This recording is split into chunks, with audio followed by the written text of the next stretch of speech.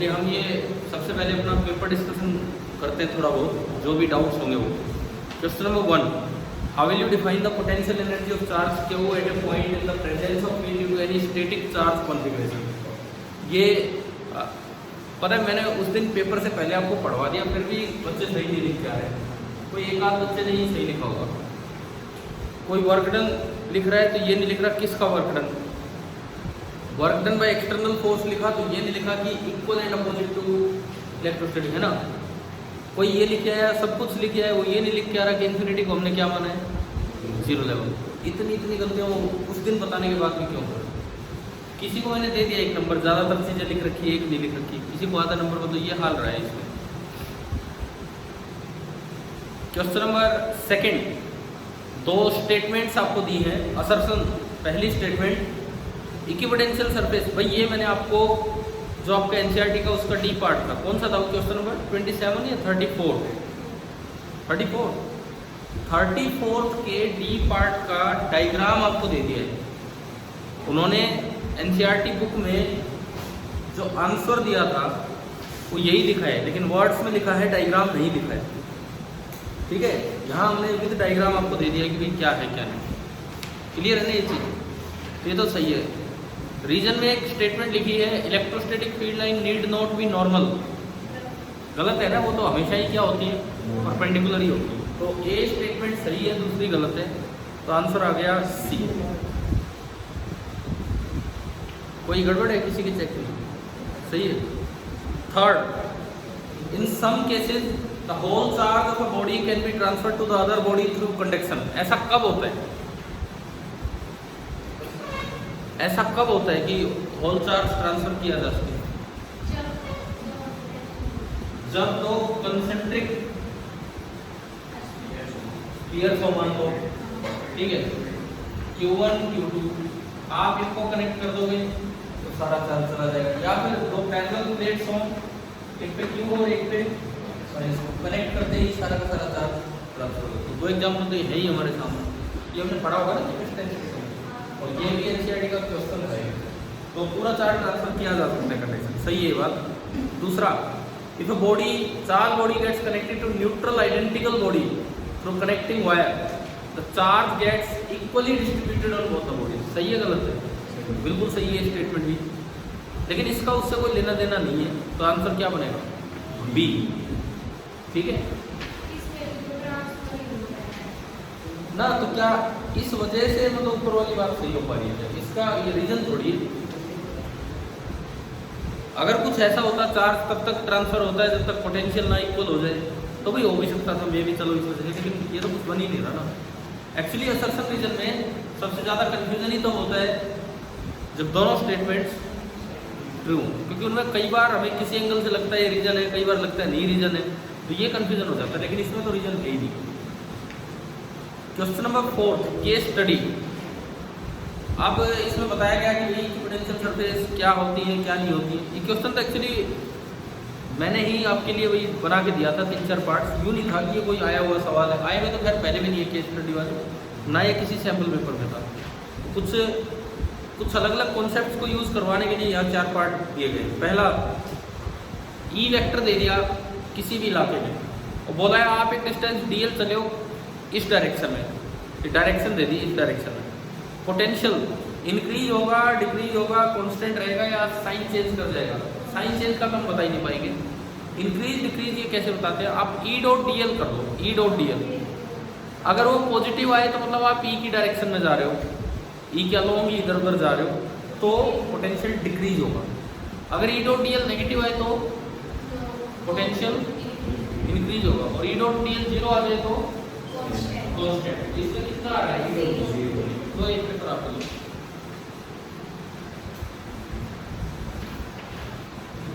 E dot D L आपका 0 आ गया। इसमें आ रहा है ना, दिख रहा है ना, ई डॉट डी एल करना 20 i cap plus 30 j cap और 30 i cap minus 20 j cap. कितने बच्चों ने पहला पार्ट सही किया है? रिमेन कांस्टेंट पेपर में, गलत, आगे वाले सारे गलत। तो ये तो आना चाहिए था ना, वैसे आसान था। सेकंड, आसान इसलिए था ना कि हमें बिल्कुल पढ़ रखा था हमने कि इलेक्ट्रिक फील्ड और इक्विपोटेंशियल सरफेस नॉर्मल होती है। तो अब तो कुछ तो दिमाग लगाना पड़ेगा।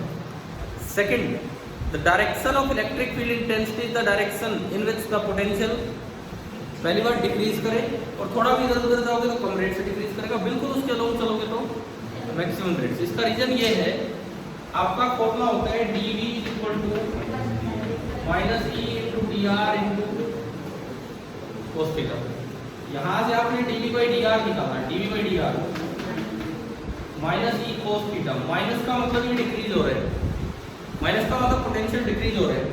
किस डायरेक्शन में चलेंगे मैक्सिमम रेट से डिक्रीज हो, तो ई कोस थीटा मैक्सिमम कब होगा, जब कोस थीटा 1 हो, और कोस थीटा 1 कब होता है, थीटा 0 मतलब फील्ड के अलोंग इधर, तो फील्ड के अलोंग मैक्सिमम रेट से डिक्रीज हो।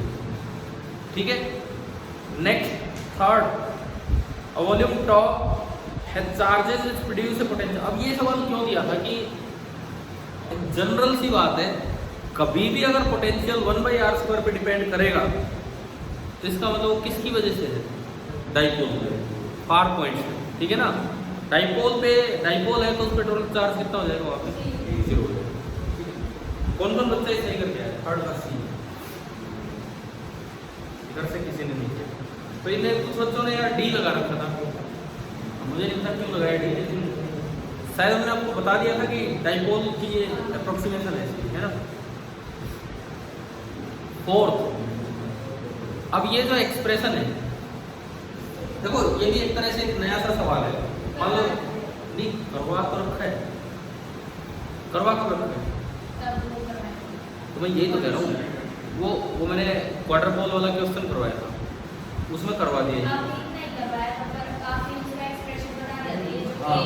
अब मैं ये कह रहा हूँ, इसमें इस सवाल में ये नया इसलिए है, इस सवाल में ना तो कहीं क्वार्टर पोल का नाम दिया गया है, ना कुछ चार्ज के बारे में बताया गया है, केवल आपको एक हिंट दिया गया है कि एक एक्सप्रेशन लीजिए कि कहीं पे पोटेंशियल ऐसा दिया जा रहा है 1/r minus a minus 2/r plus 1/r plus a. अब मैं आपको बता देता हूँ ऐसा कब होगा, कौन सी सिचुएशन में ये होगा।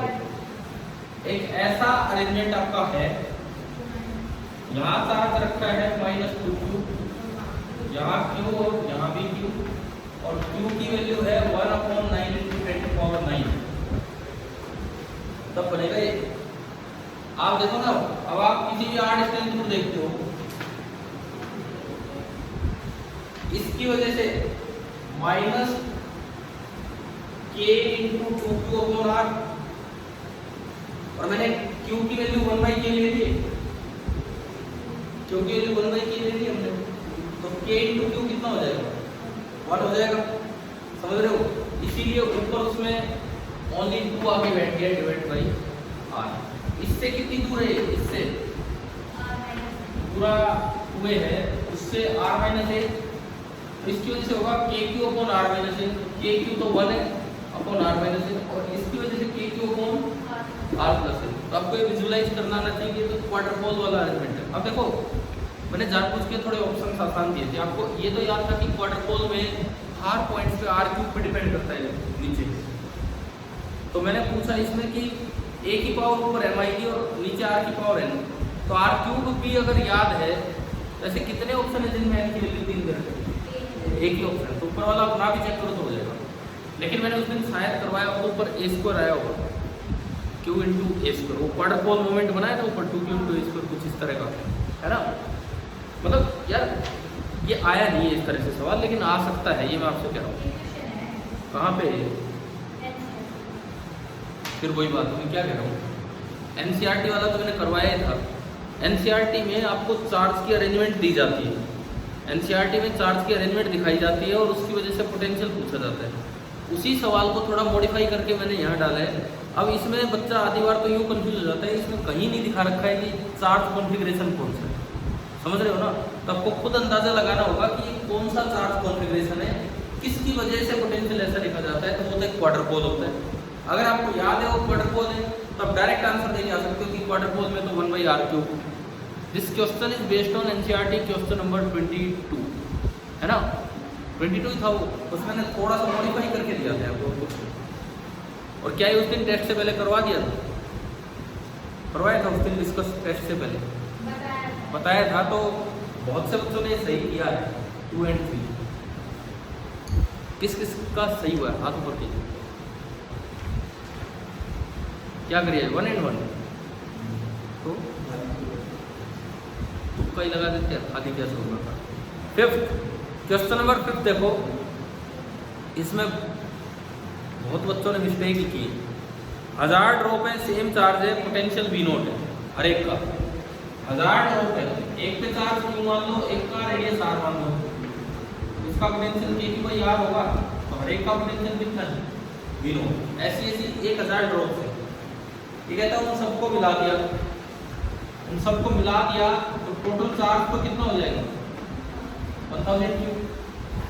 और जो नया रेडियस है मास कंजर्वेशन से वो निकलता है, डेंसिटी चेंज होती नहीं है, तो मास को कंजर्व करना है तो वॉल्यूम को सेम रखना पड़ेगा।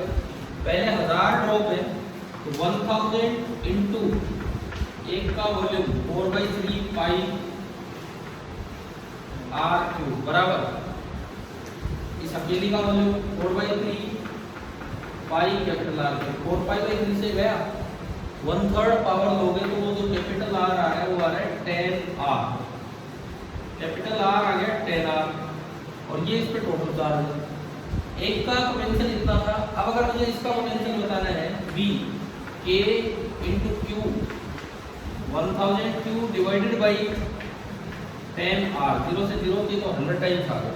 अब पता है दो तरह के मिस्टेक्स बच्चों ने क्या कर रखी है। कुछ बच्चे चार्ज तो ले गए सही, रेडियस वही मान लिया, उन्होंने आंसर दे दिया 1000 टाइम्स। कुछ बच्चों ने रेडियस सही कर दिया, चार्ज इक्वल लेके बैठे 1000 ड्रॉप का थोड़ा ही, उन्होंने वो 1 में टेल कर दिया। इस तरह की मिस्टेक्स हो रही है। ये था आपका 5वां सवाल, आंसर इसका 100 इंटू V नोट करो। कौन कौन इसका 100 V नोट करके आए? हाँ यार, एक दो के बच्चे हो सकता है वेबसाइट होगी पेपर में 100 V नोट, एक दो पेपर में तो आज बताओ। क्वेश्चन नंबर 6 छठा सवाल, फाइंड द एक्सप्रेशन। ये तो कर लोगे यार, एक्सिस पे, इक्वेटोरियल पे और जनरल पोजीशन पे। 7वां जो है पोटेंशियल एनर्जी का expression U equal to minus P dot E निकालना था, डिराइव करना था। उसके बाद स्टेबल पोजीशन में तो कितना होगा माइनस P, और अनस्टेबल में P। स्टेबल इक्विलिब्रियम पोजीशन कौन सी होती है जब थीटा दोनों के बीच का 0 डिग्री होता है, और अनस्टेबल पोजीशन में थीटा 180 डिग्री होता है। क्लियर। 8वां सवाल, अब इसमें प्रोटॉन का कुछ नहीं करना है, पहले तो भाई न्यूट्रॉन की कंपोजिशन ढूंढिए। तो आपने बड़ी आसानी से ढूंढ दी होगी, डी ढूंढ दी होगी ना वो। तो उसके बाद ये कहता है कि उनकी पोटेंशियल एनर्जी निकालो, अगर लगभग वो एक ट्रायंगल पे रखें जिसकी साइड है 10⁻⁻15 मीटर।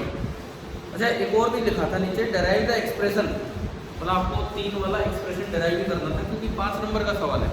अक्सर अब देखो यार, सवाल देने का तरीका चेंज कर दिया। अक्सर ऐसा होता है बोर्ड एग्जाम में, अक्सर पहले डेरिवेशन मांगते हैं और उसके बाद न्यूमेरिकल। लेकिन अगर इस तरह से गए ना तो आप एक गलती कर सकते हो सकता है आप लास्ट टाइम पढ़ना ही भूल जाइए, समझ रहे हो ना। ऐसा भी हो सकता है पहले किसी पे बेस्ट न्यूमेरिकल डाल के और फिर मैं तो थोड़े थोड़े चेंजेस करके दे रहा हूँ कुछ नहीं। अब ऐसे कई बच्चे हैं जिन्होंने डेराइव नहीं किया लेकिन उस न्यूमेरिकल कर रहे हैं लेकिन डेराइव नहीं किया, बिल्कुल ही नहीं किया। कौन कौन है जिन्होंने डेरिवेशन स्टार्ट ही नहीं किया, K/Q1 Q2 वाला नहीं किया, पढ़ा था ये याद ही नहीं रहा। अब मैंने बोल भी दिया था शायद क्लास में एक बार, भाई ये डेराइव भी कर रहे हैं। ऐसा है यार, बोर्ड में कहीं भी कुछ लिखा हुआ आ सकता है। इसका आंसर मैं बता देता हूँ, ये जो न्यूमेरिकल था इसका -7.68 इंटू 10⁻⁻14 जूल,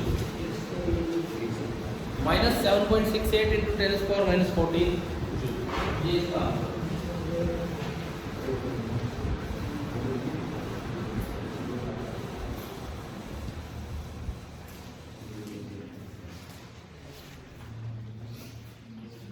ये कुछ बच्चों ने कैलकुलेशन मिस्टेक कर रखी है, कुछ ने कोई गड़बड़ कर रखी है इसमें। क्या है इसका आंसर?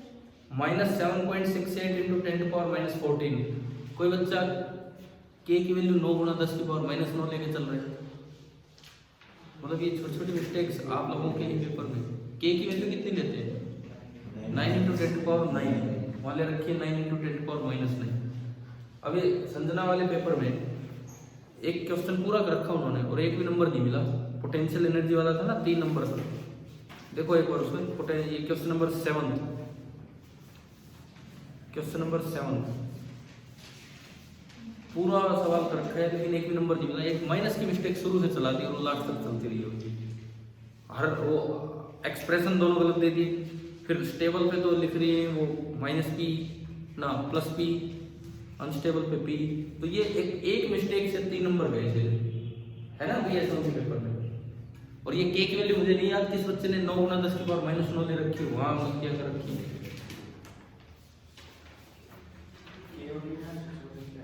क्या यार देखो, k तो मैंने कहा था उस दिन भी, k तो कोई स्टैंडर्ड के है ही नहीं, कोई एक्सप्रेशन ही नहीं छोड़ना चाहिए k में। तो हम आंसर तो कैसे छोड़ सकते हैं k में? 1/4πε लिख के छोड़ सकते हो अगर आप प्रॉपरली लिखते हो।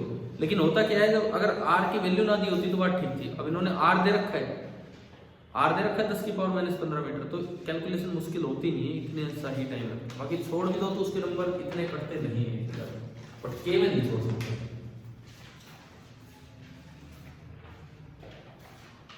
अभी देखो फिर से वही हो रहा है कि पेपर की आदत अपनी बन नहीं पा रही।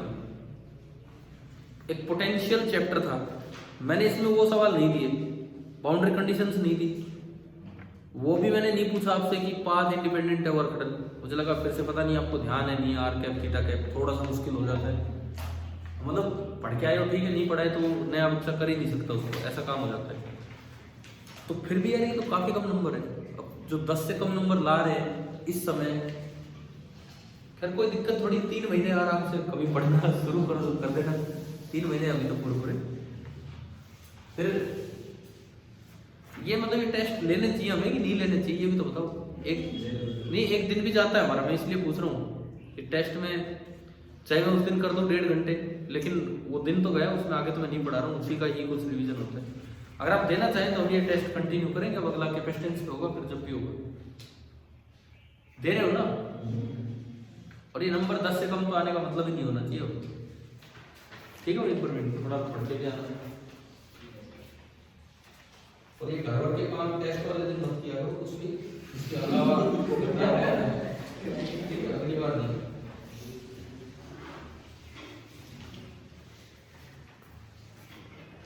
चलो ये तो हमने बात की टेस्ट की। आपका जो अगला टेस्ट होगा वो हम अब लेंगे किस पे? कैपेसिटेंस पे। कौन सा?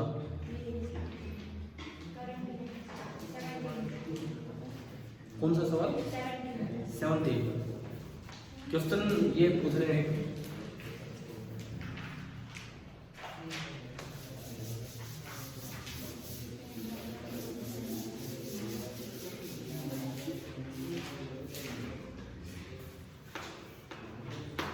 देखो एक तो ये बात सुन लो यार, आप अपने स्कूलों में पढ़ चुके हैं, मेरे से जैसे सेकंड पार्ट में एनसीईआरटी कवर कर चुके हैं बहुत से बच्चे, फर्स्ट ये चल रहा है अभी। ये तो चीज कितनी बार किसी से पढ़ते रहो, कुछ नहीं होने वाला जब तक खुद नहीं करोगे काम। एक टेस्ट को सीरियसली लेना, तभी जाके बात बनेगी। अब यहाँ आने का पर्पज ये नहीं होना चाहिए कि मैं बस रोज ही क्लास अटेंड करता हूँ। आपके डाउट्स हैं, आप अपने डाउट्स पूछिए, ठीक है? पढ़ के तो आओ घर से, पेपर होते हैं उसको बहुत अच्छे से दीजिए, सब्जेक्टिव पेपर खासकर। अब आगे आगे तो ये बोर्ड के पेपर्स की तैयारी करेंगे। क्वेश्चन नंबर 17 ये पूछ रहे हैं, एक सर्किट बना रखा है, ये 3 ओम,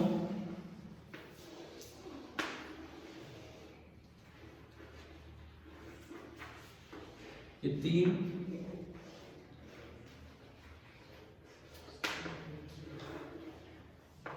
ये भी 3 और ये 10 वोल्ट। तो करंट आई ये आपको बताना है कितना होगा। देखो ऑप्शन अभी देख लेंगे इसमें। आप पहले ना टर्मिनल नेमिंग आपको आनी चाहिए, जो बहुत इंपॉर्टेंट चीज है किसी भी सर्किट में, क्योंकि ऐसे तो सीरीज पैरेलल कुछ आइडेंटिफाई होता ही नहीं। मान लो बैटरी का ये तो 2 पॉइंट है, मैं इसको ए बोल रहा हूँ और इसको बी। रजिस्टर आ गया तो हमें टर्मिनल चेंज करना पड़ेगा। सी ये पॉइंट यहां तक है, ये क्या है? ए। यहां तक भी ए, जहां तक जाए ए को चलने दो, रुको मत। ये क्या होगा?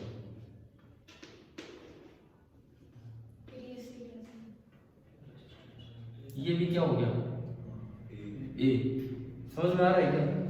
ये ए, इधर से ये ए, एक्चुअली ये शॉर्ट हो गया, शॉर्ट हो गए, ये भी शॉर्ट हो गया ए और ए के बीच। अब बचा क्या है? एक बचा है ए और बी के बीच में। तो अगर आप इसका इक्विवेलेंट सर्किट बनाएंगे तो इतना छोटा सा सर्किट बनेगा, ये ए, ये बी, ये 10 वोल्ट, ये 3 ओम, तो करंट आ ही गया अभी भाई यार। अच्छा, किस किस को सर्किट देख के ये पता लग गया था कि भाई ये तो सारे शॉर्ट पड़े हैं? एक को केवल, ठीक है, देखते पता लग जाए, ठीक है। नहीं भी पता लगा है तो आपको ना टर्मिनल नेमिंग करनी आनी चाहिए। हमारी क्लास कंटिन्यू होगी, एक तरह से यूं लगा लो करंट इलेक्ट्रिसिटी पे। हमने बीच में पेपर डिस्कस किया है, लेकिन जो अपना काम चल रहा था एक पूरा लेक्चर हमने सर्किट्स पे लिया था एक दिन, ठीक है, पोटेंशियोमीटर और इन सबसे पहले। तो अब वही कंटिन्यू हो गया। तो ये देखो कैसे आइडेंटिफाई किया है वो देखते हैं। मैं आपको एक दो सर्किट ऐसे बना के दिखाता हूँ कि जिनमें शॉर्ट हो रखे होंगे या कुछ भी इस तरह का काम होगा। देखो सपोज ये कोई मैं सवाल दूं,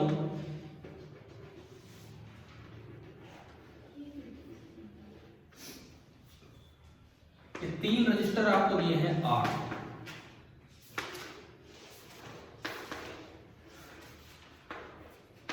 अभी बताओ आई कितना है?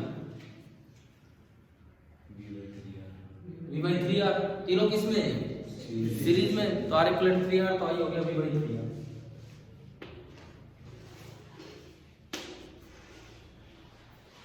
अब बताओ आई कितना है? 3V/R। कैसे? ये तीनों पैरेलल में कैसे दिखे आपको? एकदम ये तीनों पैरेलल है।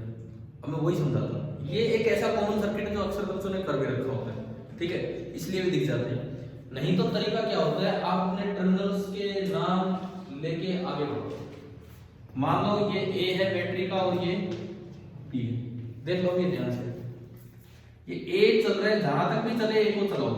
ये ए आया, कनेक्टिंग वायर है तो चलते रहो, जब तक कोई रजिस्टर ना आए या कोई और एलिमेंट ना आए चलते रहो। ये भी ए और ये भी ए पहुंच गया, इधर बी को लेके जाओ, ये भी, ये भी बी, ये भी, जहां तक भी ये चलेगा आप बी को आगे बढ़ाएंगे, मिल गए। अब देखो ये किस किस के बीच में, ये कोई भी रजिस्टर ए और ए के बीच में नहीं है, कोई भी रजिस्टर बी और बी के बीच में नहीं, तो शॉर्ट नहीं हुआ, शॉर्ट हो जाता तो हम उसको हटा देते हैं। लेकिन एक और खास बात, तीनों रजिस्टर सेम टर्मिनल्स के बीच में आ गए। तो अगर आप इसका इक्विवेलेंट डायग्राम बनाएं, ये ए मान लो, ये बी मान लो, नीचे बैटरी मान लो कितनी वोल्ट की, 3 वोल्ट की, 1 2 आर आर और ये तीनों पैरेलल में R/3, तो आई हो जाएगा V/R/3 यानी कि 3V/R। समझ आया? हम आता हूं उस सर्किट पे जो अभी पूछा गया था, उस वाले पे जिसमें शॉर्ट करवा रखे हैं। क्लियर है नहीं वाला काम को? अच्छा, अगर इसी में मान लो ये और होता तो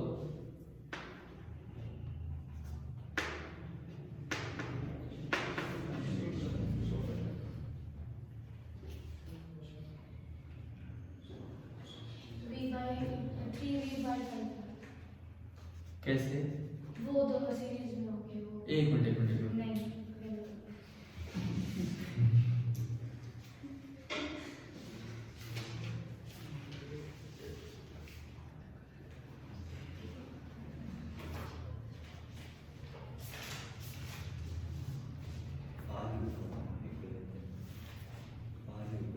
कैसे? व्हीटस्टोन ब्रिज कहते हैं। अब ये डायरेक्ट कैसे बताएं व्हीटस्टोन ब्रिज? फिर से वही बात है, ये भी क्वेश्चन कर रखा होता है तो हमारे दिमाग में होता है ना, वही बात हो रही है। पिछले सवाल में अब मैं आपको पहचानना सिखा रहा हूँ। टर्मिनल्स के नाम देखिए, इसको ए बोल दो, इसको बी। ए यहां तक आया, यहां तक आया और यहां तक आया, बस अब रुक गए, ब्लॉक हो गए। बी यहां तक और यहां तक, बी भी ब्लॉक हो गया। बी को क्रॉस करोगे नया टर्मिनल सी, ये सी, ये सी, ये सी और ये सी ब्लॉक हो गया। सी को क्रॉस करोगे नया टर्मिनल डी। अब सभी रजिस्टर्स को नाम मिल चुके हैं टर्मिनल्स के। इसमें बी को क्रॉस किया, सी को वहां पर क्रॉस किया, तो सी को वहां पर डी। तो भाई सुनो, क्या ये दो अलग अलग ब्रांच है कि नहीं? तो आपको क्या होता है, यहाँ का और यहाँ का पोटेंशियल सेम है, ठीक है। क्रॉस किया है तो पता नहीं अगला पोटेंशियल क्या है, इसलिए हमें अलग लिखना पड़ेगा, ठीक है। अब बताओ कितने टर्मिनल हो गए इसमें? 4। ए कितनों से जुड़ा है, कितने रजिस्टर से? 2। बी 2, सी 3 1 2 और 3, और डी 1 2 2 3 3 क्या बताया था? बताया था वेटस्टोन ब्रिज।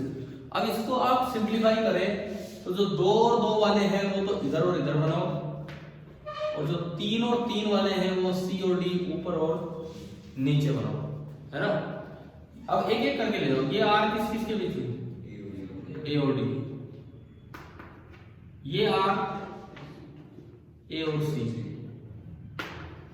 ये आर सी और डी, ये वाला आर सी एंड डी इधर, और ये वाला आर बी एंड डी। क्या ये वही नेटवर्क नहीं बन गया आपका एग्जैक्टली वेटस्टोन ब्रिज की तरह? और नीचे लगी है ए की तरफ बैटरी का पॉजिटिव और बी की तरफ बैटरी का। अब देखो आर स्क्वायर और आर स्क्वायर आमने सामने का प्रोडक्ट सेम है, तो बीच वाला रिमूव हो जाएगा, बैलेंस है। रिमूव होती ऊपर वाले दोनों सीरीज में आर और आर का 2r, नीचे वाले दोनों सीरीज में आर और आर का, और 2r और 2r का आर, और आई आ गया वी बाई आर। तो ये टर्मिनल नेमिंग वाली बात आ गई है समझ में। अब आप वो वाला जो सवाल पूछना था मैं उसको दोबारा करता हूं।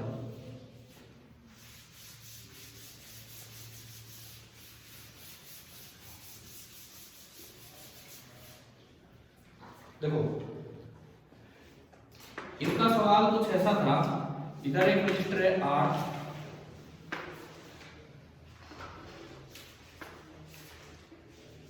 और इधर भी एक रजिस्टर है R,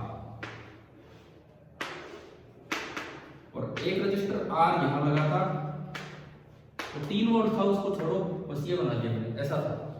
अब टर्मिनल्स के नेमिंग स्टार्ट करा, मैंने इसको A बोल दिया था, इसको B, जैसे B को आगे बढ़ा B तो ब्लॉक हो गया, तो ये C। अब मैं उधर से आऊं तो ये A है, कनेक्टिंग वायर है, तो ये भी A। अच्छा ये A ही चल रहा है कनेक्टिंग वायर की वजह से, A ने तो सबको ही कवर कर दिया, तो ये भी C नहीं बल्कि टोटल कितने टर्मिनल है? 2। ये रजिस्टर किस किस के बीच में? शॉर्ट हो गए। A और A का मतलब है कि इसके क्रॉस पोटेंशियल डिफरेंस नहीं है, पोटेंशियल डिफरेंस नहीं है तो करंट कितना है? 0। और जिस रजिस्टर में से करंट नहीं होता उसको आप सर्किट में से हटा सकते हैं, ठीक है। ऐसे यहां भी A और A अगेन कोई पोटेंशियल डिफरेंस नहीं है, हट गए, तो इसको भी हटाओ इसको भी हटाओ, तो एक सीधा बात बना, एक रजिस्टर है A और B के बीच में, एक बैटरी है, तो करंट कितना होगा? V by R। समझ आ गया नहीं सोल्डिंग वाले जो काम है, ठीक है। एक मिनट ये ध्यान रखना, अगर 5 भी पैरेलल पाथ है, 5 पैरेलल पाथ है, और उन 5 पाथ्स में से एक भी शॉर्ट हो जाए रास्ता, एक भी रास्ता सीधा दिख जाए, तो असल में उसने बाकी 4 को शॉर्ट कर दिया, तो उनको आप सर्किट में से हटा सकते हैं। समझ गए ना? क्योंकि वो जो एक शॉर्ट होगा ना, वो इधर वाला A इधर वाला A, तो उन 5 के दोनों साइड क्या क्या आ गए? A आ गए, तो सारे शॉर्ट ही हो जाते। हाँ जी 32। 3 identical cells are connected as shown in the figure। देखो मैं एक डायग्राम बनाता हूं, इसमें यहां ये बनाया है और इसके साथ लिखा है 1 वोल्ट 1 ओम, ये A, यहां पे एक और ऐसे 1 वोल्ट 1 ओम, ये B, और नीचे ये तीसरा है 1 वोल्ट 1 ओम। बस बाकी और ABC आपने खुद लगा रखे हैं, डायग्राम में ये दिख रहा है ना, ये आपका अरेंजमेंट है। अब ये पूछता है 3 identical cells are connected as shown in the figure, find potential difference between A and B, और ब्रैकेट में लिखा है VA minus VB। आपको VA minus VB बताना है कि कितना होगा। VA minus VB, पहली बात, ये तीनों सीरीज में है कि पैरेलल में? एक सिंगल लूप में सारे के सारे हमेशा सीरीज में होते हैं। जब कोई एक्स्ट्रा एलिमेंट ही बाहर नहीं निकल रहा है तो ये सारे सीरीज में, ठीक है। सीरीज में ई इक्विवेलेंट होता है E1 + E2 + E3, लेकिन अलजेब्रिक एडिशन, ये जैसे करंट भेजना चाह रहे हैं वैसे ही ये करंट भेजना चाह रहे हैं, वैसे ही ये सबके पॉजिटिव से निकलना चाहते हैं करंट, तो यानी कि तीनों की पोलैरिटी भी सेम है। तो नेट ईएमएफ कितना होगा 1 + 1 + 1 3, E इक्विवेलेंट 3, R इक्विवेलेंट कितना है सर्किट का 1 + 1 + 1 3, और कोई एक्स्ट्रा रजिस्टर है नहीं तो सर्किट में जो करंट फ्लो करेगा दैट विल बी E/R 3/3, कितना करंट फ्लो करेगा 1, यानी कि इस सर्किट में जो करंट फ्लो कर रहा होगा वो कितना कर रहा होगा 1 एम्पियर करंट फ्लो कर रहा होगा, और तीनों के तीनों सोर्स का काम कर रहे हैं, सोर्स का। तो मैं तीनों के पास पोटेंशियल डिफरेंस लिख सकता हूं, बड़ी लाइन पॉजिटिव, छोटी लाइन नेगेटिव, बीच में E - IR, पता है नहीं हमें E - IR, तो E1 - IR 1 × 1 कितना हो गया 0, यहाँ भी इसका मतलब इनके बीच का पोटेंशियल डिफरेंस है, समझ। हाँ हो गया क्लियर, क्या करें आ गया चलो, समझ आया कि नहीं है बताओ, ठीक है। और किसी बच्चे को कोई भी डाउट हो इसमें सर्किट और से रिलेटेड? देखो हमारा चैप्टर ठीक है, करंट वाला ऑलमोस्ट कंप्लीशन की तरफ है, ऑलमोस्ट कंप्लीशन की तरफ है, क्योंकि हमने मीटर बेस पढ़ लिया, हमने पोटेंशियोमीटर पढ़ लिया, और कुछ खास होता नहीं है, थोड़ा बहुत पावर और इन सब चीजों के बारे में रहता है, हीटिंग के बारे में।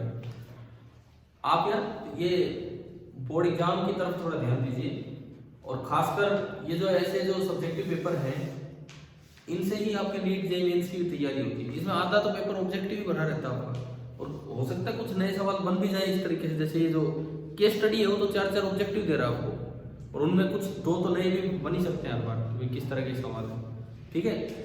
कोशिश करो कि हर एक बच्चे अपना टारगेट रखे कि ना भाई 1 घंटे का पेपर है यार, कितना छोटा सिलेबस है। अब जो अगला टेस्ट आपका होगा कैपेसिटेंस, ओनली कैपेसिटेंस, ठीक है, नेक्स्ट वीक होगा, जब भी होगा बता दिया जाएगा, लेकिन उसकी तैयारी ठीक सी रखें। आप भी अगर कभी देने में इंटरेस्टेड हो तो दे सकते हैं, यहाँ नहीं तो घर पे ट्राई कर सकते हैं कितना है कितना नहीं, ठीक है। चलिए हम आगे बढ़े।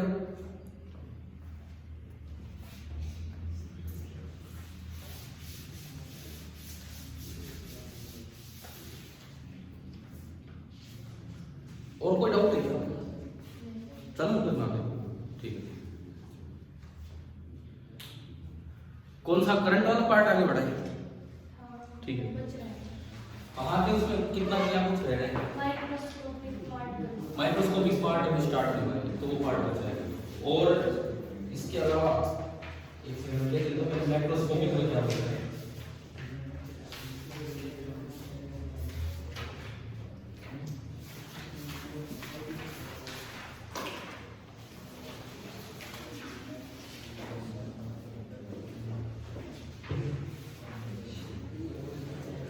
मैक्रोस्कोपिक पार्ट में देखिए इधर सुने, मैक्रोस्कोपिक पार्ट में जो लास्ट टॉपिक आपका आता है power and heating effect of current, ये वाला पार्ट है, ठीक है। इस पे भी बेस्ट कुछ अच्छे ठीक ठाक से सवाल आ जाते हैं, तो ये हम देखते हैं।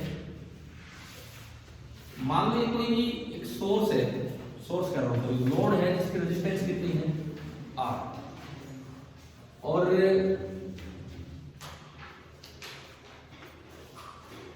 इसके अक्रॉस पोटेंशियल डिफरेंस है V, और इसमें से करंट जा रहा है I। लोड इलेक्ट्रिकल पावर को हमेशा कंज्यूम करता है और सोर्स इलेक्ट्रिकल पावर प्रोवाइड करता है, तो ये कुछ पावर कंज्यूम करेगा।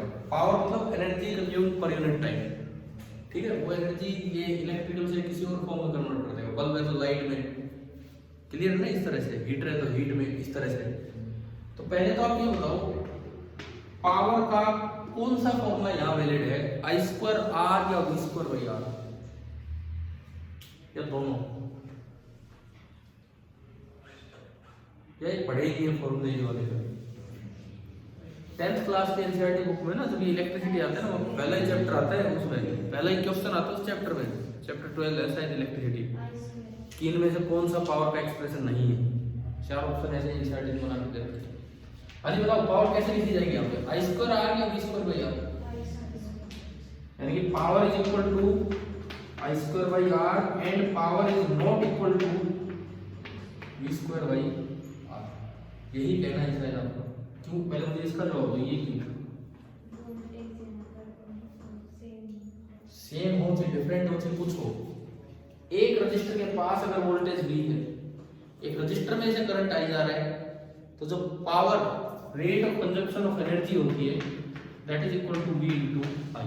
इसका कारण होता है, सुनो, अगर dq चार्ज निकला है dt टाइम में V पोटेंशियल के थ्रू, तो जो एनर्जी चेंज होगा उसमें जो एनर्जी चेंज होगा वो होगा dq इनटू V। और अगर वो dt टाइम में हुआ है तो पावर होती है energy change per unit time. और dq बाई dt को हम क्या लिखते हैं? करंट। तो ये पावर आपकी क्या बनी? v into I। अब ओमिक एक्सप्रेशन से जब आप r की वैल्यू लिखते हैं तो r क्या होता है? v by I। तो अगर मैं v की जगह IR रखूं तो ये क्या बन गया? I square r। या फिर मैं I की जगह अगर v बाई r रखूं तो ये क्या बन जाएगा? v square by r। ये भी वैलिड है, ये भी वैलिड है, ये भी वैलिड है, और ये एक रजिस्टर के पास अगर वोल्टेज V है, रजिस्टर में से करंट I फ्लो कर रहा है और रेजिस्टेंस की वैल्यू R है, तो आप ये तीनों फॉर्मूले अप्लाई कर सकते हो पावर कंजप्शन। ठीक है, फिर ऐसा क्यों बोला जाता है कि सीरीज में तो हमें ये फॉर्मूला लगाना चाहिए और पैरेलल में ये लगाना चाहिए? क्यों? नहीं तो क्या दूसरा फॉर्मूला वैलिड नहीं होता वहां? जैसे कि वो अक्सर लिखा जाता है कि सीरीज के लिए ये एप्लीकेबल है, पैरेलल के लिए ये, तो क्या सीरीज में ये फॉर्मूला फेल है क्या?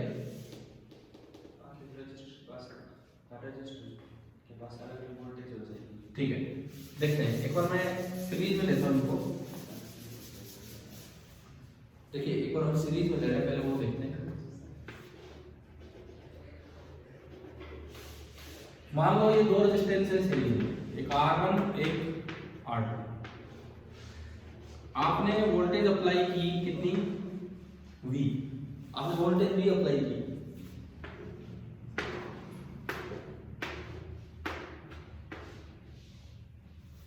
ये करंट क्यों गया?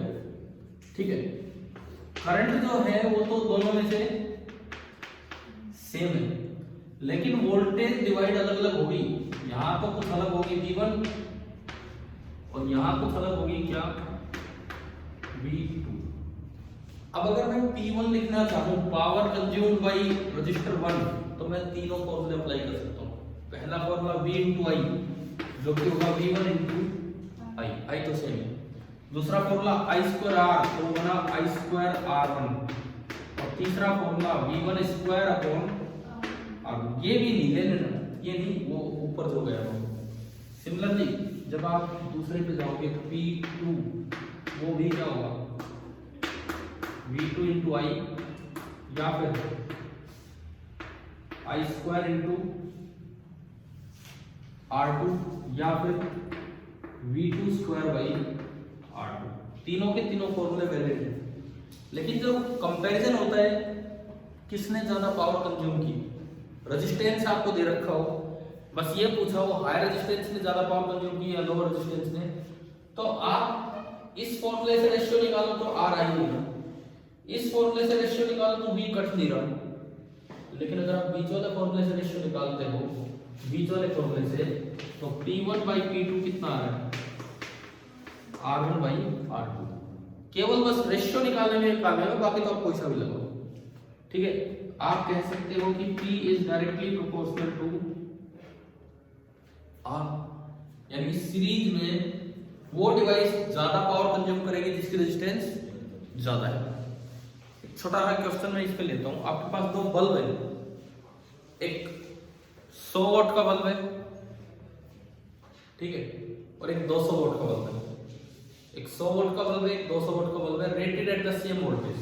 Rated at the same voltage मतलब दोनों की कोई लिमिटिंग वैल्यू दे रखी हो, भाई 220 वोल्ट तक ये शाइन कर सकता है और 220 तक ये।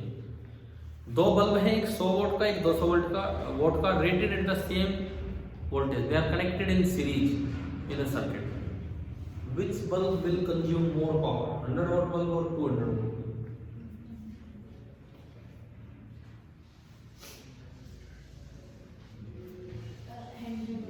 आप आराम से एक बार ट्राई करके देख लो क्या है। मैंने कहा दो बल्ब है, एक 100 वोल्ट का बल्ब है, एक 200 वोल्ट का बल्ब है। मार्केट से नहीं खरीद के लाते हैं, ऐसे वोल्ट ही बताते हैं।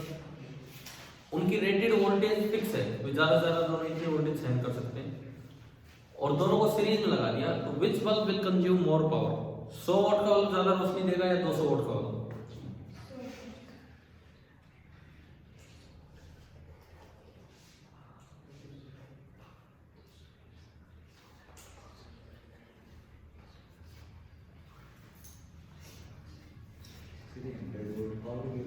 भाई हमारे को रेटिंग है, पावर रेटिंग, बल्ब की जो रेटिंग नहीं, होती है।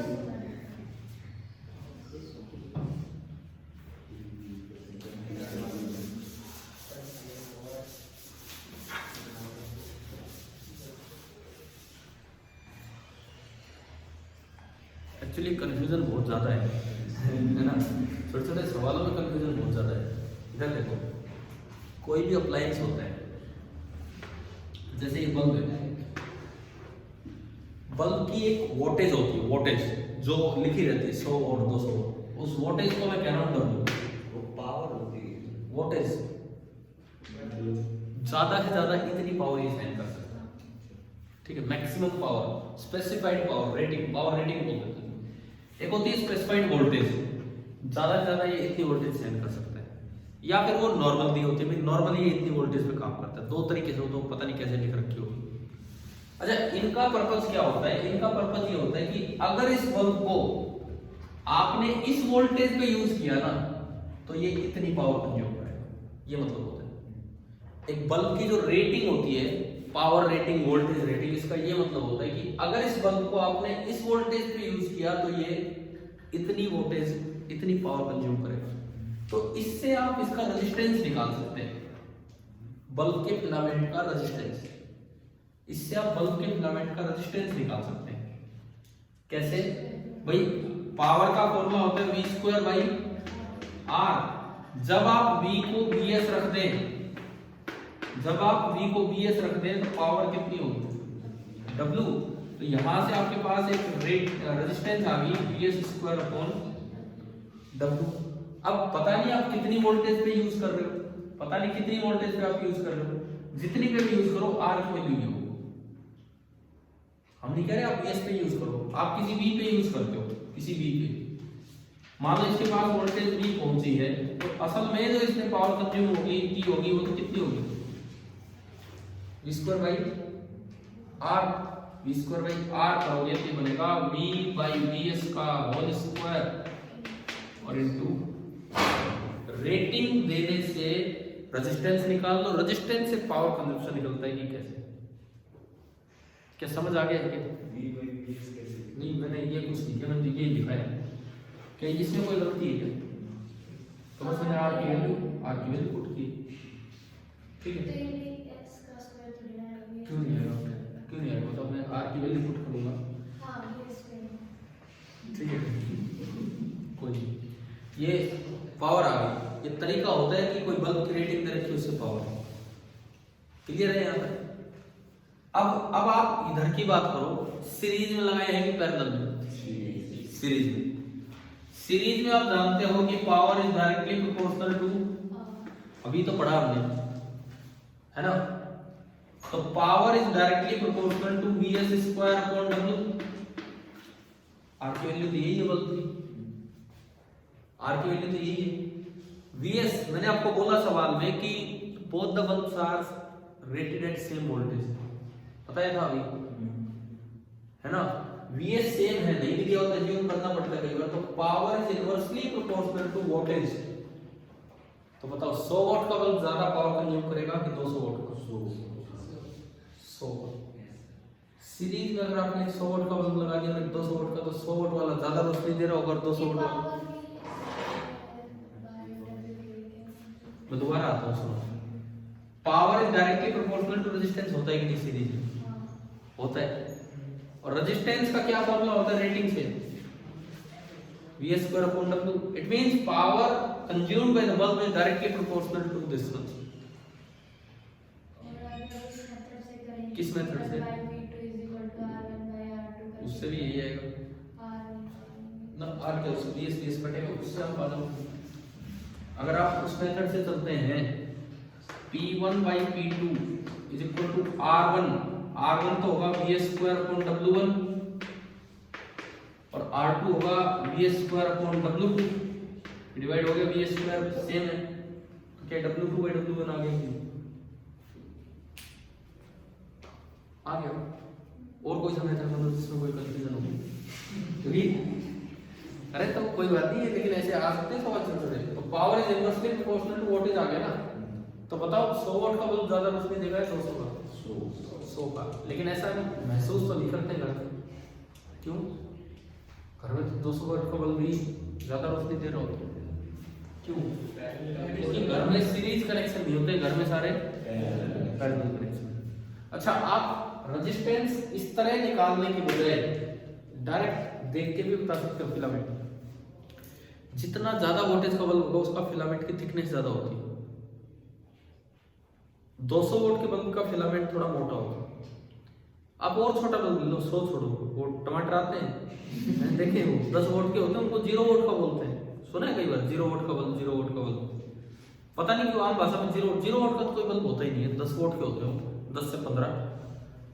वो टमाटर में वैसे करो, उस कलर के कई बार आते रहते थे, तो या आप वो वाला ले लो जो बिल्कुल ट्रांसपेरेंट है, उसका फिलामेंट पतला मिलेगा, और 200 वोल्ट के बल्ब का फिलामेंट मोटा। आजकल तो ये चक्कर ही खत्म हो गया है, ये एलईडी और ये सब हो गया, हाँ कोई दिखता नहीं है, मतलब मैं तो अपने अनुभव से बता रहा हूँ कि पहले जो भी था तो उनमें डायरेक्ट दिख जाता था पतला फिलामेंट। आपने ये फॉर्मूला तो पढ़ा होगा, R equal to ρl upon A। तो एरिया अगर ज्यादा है तो रेजिस्टेंस कम होगा, तो बड़े वोल्टेज वाले बल्ब का रेजिस्टेंस कम होता है, ठीक है।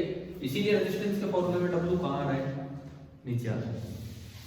क्या ये वाली बात आ गई है क्या समझ में? ठीक है।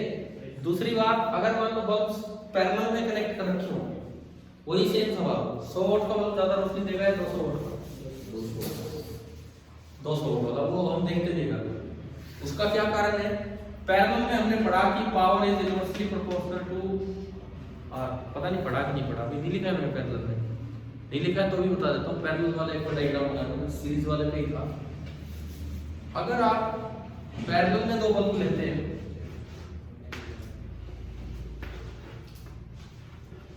अगर आप पैरेलल में दो बल्ब लेते हैं, एक वोल्टेज आपने V अप्लाई की, एक्चुअली करंट सेम नहीं रहेगा, किसी में करंट I1 जाएगा, किसी में करंट I2, रेजिस्टेंस कहीं R1 है और कहीं R2, ठीक है। तो अगर आप P1 लिखें, फिर से वही तीन फॉर्मूले, V तो सेम है दोनों के पास पैरेलल में, तो P1 लिखें तो V इंटू I1 या फिर I1 स्क्वायर इंटू R1 या फिर V स्क्वायर बाई R1। क्या समझ आ रहा है कि कहाँ बल लगाए कहाँ नहीं लगाए?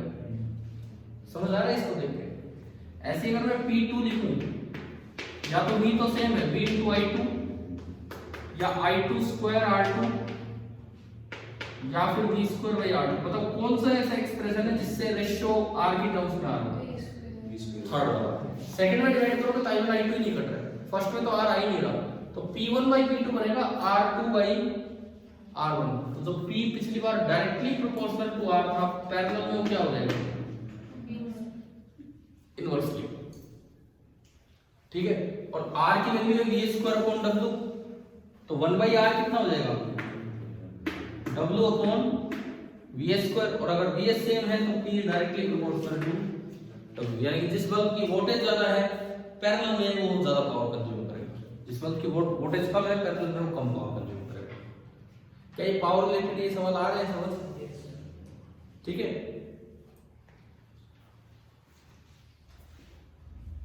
अब थोड़ा एक और क्वेश्चन में चलते हैं, इसी से पावर से रिलेटेड।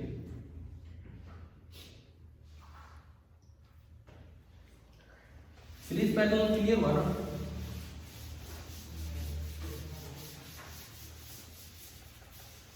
अब मैं बस सीरीज पैरेलल नहीं, एक बल्ब की बात कर रहा हूं। ये BS और W इसकी रेटिंग है, लेकिन मैंने इसको कम वोल्टेज पे अप्लाई किया है। आपने भी थोड़ी देर पहले पावर का एक फॉर्मूला लिखा था, मैंने मिटा भी दिया, वो V अपॉन VS का होल स्क्वायर इनटू W। कई बार ऐसे सवाल पूछ लिया जाता है कि एक्चुअल जो पावर कंज्यूम करेगा बल्ब इतनी ही करेगा इस सर्किट में, या इससे थोड़ी ज्यादा करेगा या इससे थोड़ी कम करेगा। न्यूमेरिकल आया तो वही आंसर है हमारा, लेकिन वो सवाल अगर इस तरह बन के आ गया, ऑप्शन ही ऐसे आ गया exactly equal to this, slightly less than this, slightly greater than this, तो वहां आपको थोड़ा सा और सोच विचार करना होगा।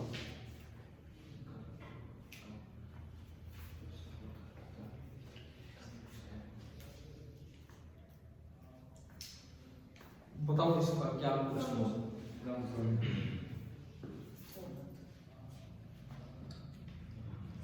आंसर इससे ज्यादा करेगा, आप सारे कम कम करेगा। नहीं, अब देखते हैं, इधर सुनो, क्यों, क्या कारण है। आपने पहले इस रेटिंग पे इसका आर निकाल लिया और इसका आर कितना निकल के आया VS स्क्वायर अपॉन W, लेकिन ये आर तब का है जब आप कितनी वोल्टेज अप्लाई करते हैं VS। अभी आपने उतनी की है, उससे कम किए तो करंट पहले जितना जाएगा या कम जाएगा? कम जाएगा। तो बल्ब पहले जितना गर्म होगा या कम गर्म होगा? कम गर्म होगा, तो उसका टेम्परेचर पहले जितना होगा या कम होगा? कम होगा। ये रेजिस्टेंस तो तब है जब उसका टेम्परेचर उतना ज्यादा होता। अभी टेम्परेचर, ये रेजिस्टेंस तो तब है जब VS वोल्टेज अप्लाई करके और उतना ज्यादा तापमान होता। अभी तो टेम्परेचर कम है। ये मेटल के फिलामेंट होते हैं और इनमें क्या होता है, टेम्परेचर बढ़ने से रेजिस्टेंस बढ़ता है और टेम्परेचर कम होने पर रेजिस्टेंस कम। तो आप जब यूज कर रहे हैं, जब रेजिस्टेंस इतना है कि इससे कम है, कम है ना, कम है ना, तो अब सोचो पावर जो आपने लिख दिया, ये आपने तो यूज किया V स्क्वायर बाई R। आपने तो R इतना ज्यादा ले लिया, जबकि असल में तो R इससे थोड़ा सा कम है, तो जो पावर है वो ज्यादा होगी किससे? V अपॉन VS का whole square into W। Practical सी बात है, न्यूमेरिकल आए तो हमारा आंसर है, लेकिन अगर इस तरह की बात पूछ ली जाए तो पावर इससे ज्यादा होगी। मैं आपको एक रेंज दे देता हूँ कितनी तक ज्यादा होती है, यूनिटरी मेथड से आप निकाल सकते हो। ये जो P एक्चुअल जो होगी ना, P एक्चुअल वो इससे तो थोड़ी ज्यादा होगी, और यूनिटरी मेथड से आप मैक्सिमम कितनी हो सकती है वो निकाल सकते हो। कैसे? अगर VS वोल्टेज अप्लाई करते तो पावर कितनी कंज्यूम होती? W। VS पे W, एक पे W बाई VS और V पे W by VS into V, तो ये यहां पे जाती है V by VS into W तक। लेकिन ये तब है जब इस तरह की कोई ऑप्शन आपको दिखे एक्चुअली पावर कितनी है, कितनी कंज्यूम हो रही है, सब।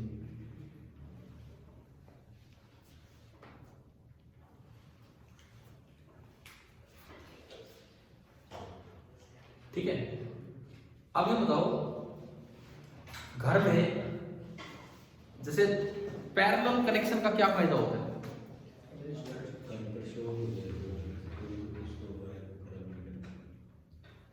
फ्यूज हो जाएगी।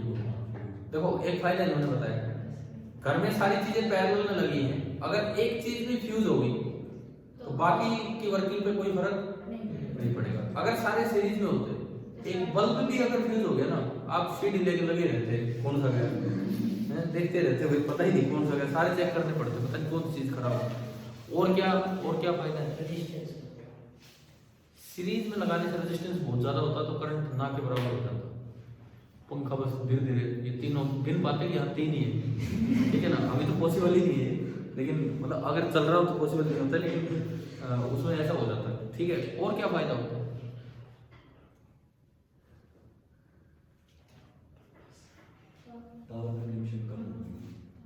वो तो फिर नुकसान ही हो रहा है हमें, मतलब हम ना हमारा बल्ब पावर कंज्यूम कर रहे हैं, ना हमारी ये पंखा पावर कंज्यूम कर रहे हैं, हम बिल किस चीज का दे रहे हैं।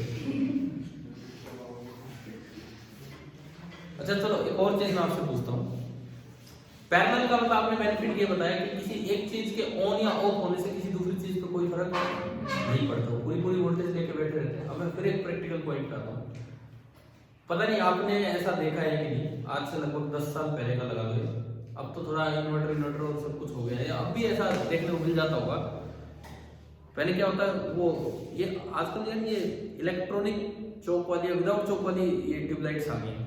पहले होते थे वो इलेक्ट्रिकल चौक वाली ट्यूबलाइट, उसमें बीच में बड़ा सा इलेक्ट्रिकल चौक लगा रहता था, वो ना ऑन ही नहीं होती थी, आप ऑन करके बैठे वेट ही कर रहे हैं, जब जब जब जब देखिए क्यों हैं, देखिए वो। तो उसको ऑन करने का क्या तरीका होता था, किसी दूसरे कमरे का पंखा बंद करके आ रहे हैं, कहीं कोई हीटर चल रहा है तो वो बंद करके आ रहे हैं, कहीं कूलर चल रहा है कूलर बंद कर दिया, मान लो वो शोर मचाने कर 2 मिनट ऑन हो जाए बस, फिर 2-4 चीजें बंद की तब वो ऑन हुई है। ये मतलब देखो, आपने अगर ऐसा नहीं देखा आप अपने मम्मी पापा से पूछ सकते हो ये चीज तो। और इसीलिए घर में वो येलोइश लट्टू लगे रहते थे, उनमें ऐसी प्रॉब्लम ही नहीं आती थी, परंतु उनमें पढ़ने में मजा नहीं आता था। जब कभी तो पढ़ना ही पड़ता था, पेपर हो तब तो पढ़ना पड़ेगा, तो इसलिए उनमें थोड़ी अलग तरह की रोशनी होती थी, तो वो ट्यूबलाइट वाली रोशनी थोड़ी ठीक सी रहती थी, नींद सी नहीं आती उसमें, इस तरह का काम करता।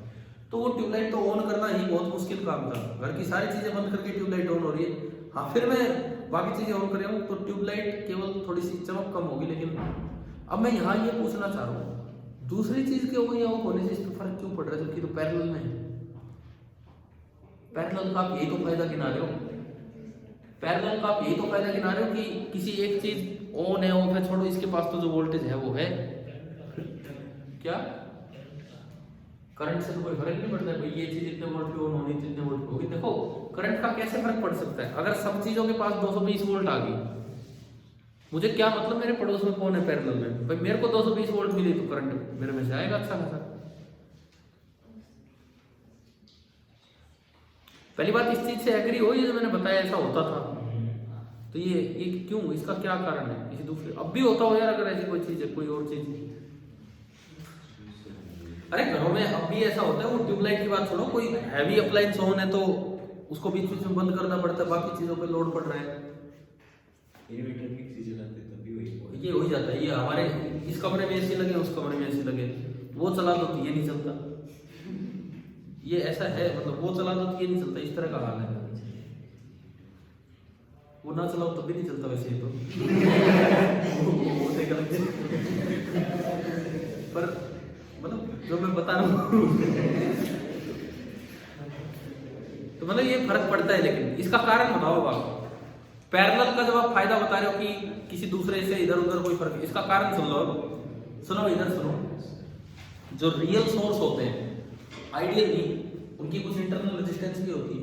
मैं तो घर के सर्किट को छोड़ो ऐसे बता रहा हूँ, ये कोई सोर्स है जो बाकी सभी चीजों के लिए सोर्स का काम कर रहा है। आपने एक ये अप्लायंस ऑन किया, एक ये अप्लायंस ऑन किया, एक ये अप्लायंस ऑन किया, चौथा अप्लायंस अभी ऑन होने जा रहा है और उसको वोल्टेज कम महसूस होती है। कारण ये आइडियल सोर्स नहीं है, इसका कुछ ईएमएफ भी होता है और इसकी कुछ इंटरनल रेजिस्टेंस भी। आप जैसे जैसे अप्लायंसेस बढ़ाते जाओगे इसमें से तो करंट बढ़ता जा रहा है। पहले केवल I1 करंट था इसमें से, फिर I2 भी हो गया, फिर I3 भी हो गया, अब आपने I4 भी ऑन करना चाह रहे हो, है ना। ये बाहर वोल्टेज E नहीं देता है, ये सोर्स है, ये कितनी वोल्टेज देता है E माइनस IR। जितने ज्यादा अप्लायंस ऑन करते चलोगे I बढ़ेगा, I बढ़ेगा तो ये वोल्टेज कम होगी, तो सबके पास पैरेलल में यही वोल्टेज पहुंचनी, तो सबके पास ये वोल्टेज क्या हो रही है, कम हो रही है। समझ आ रहा है नहीं, क्लियर है। और बहुत ज्यादा अप्लायंसेज एक साथ ऑन कर देना, इससे फॉल्ट भी हो जाता है, कई बार करंट इतना बढ़ जाता है कि आग लग जाती है सर्किट में। आप जितने अप्लायंस बढ़ाते जाओगे करंट बढ़ता जा रहा है, वहां तो सब में बढ़ रहा है लेकिन यहाँ तो नहीं बढ़ रहा, यहाँ तो करंट बहुत ज्यादा बढ़ है। इस चीज को बोलते हैं ओवरलोडिंग, सुना है ना। ओवरलोडिंग एंड शॉर्ट सर्किटिंग दो कॉमन फॉल्ट्स होते हैं। ये ओवरलोडिंग है कि अगर आपने पैरेलल में एक साथ कई अप्लायंस ऑन कर दिए तो ओवरलोडिंग हो जाती है। शॉर्ट सर्किटिंग क्या होती है, सुनो, ये चार है, हाँ हो सकता है, ओवरलोडिंग भी हो सकती है।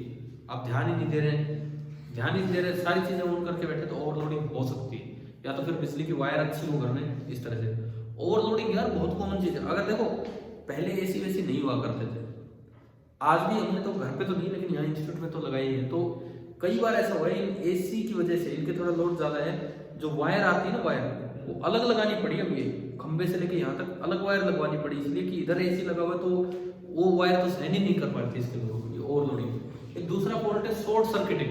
वो क्या होता है, ये चार किसमें लगे, पैरेलल में।